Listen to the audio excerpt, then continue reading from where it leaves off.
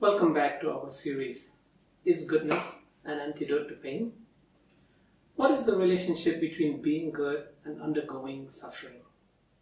Is this relationship inevitable?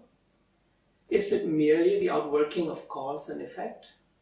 Or is it part of a grander master plan?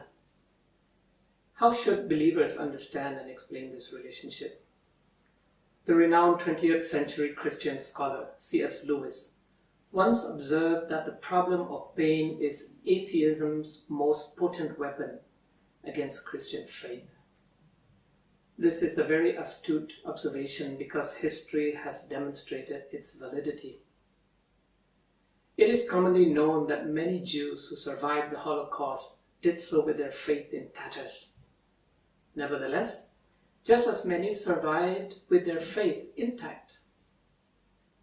With every ensuing tragedy, these same responses are elicited. It is virtually impossible to sit on the fence on this issue. Those who attempt to do so eventually are compelled to choose their option when personal tragedy strikes. And so we need to examine interpretational options. Where do we go with this question? Perhaps we ought to begin by examining the most commonly used Christian explanations to answer the question. Why do bad things happen to good people? One option maintains that we all deserve the suffering because we are sinners.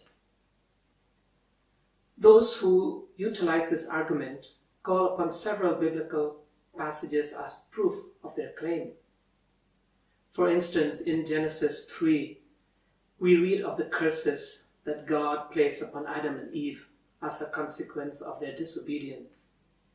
In Romans 5, we have the assertion that this one sin of Adam brought suffering upon the entire human race. To compound matters, Romans 3 insists that suffering is not only a result of sin, but it is deservedly so. Therefore, sin carries a penalty of suffering and death.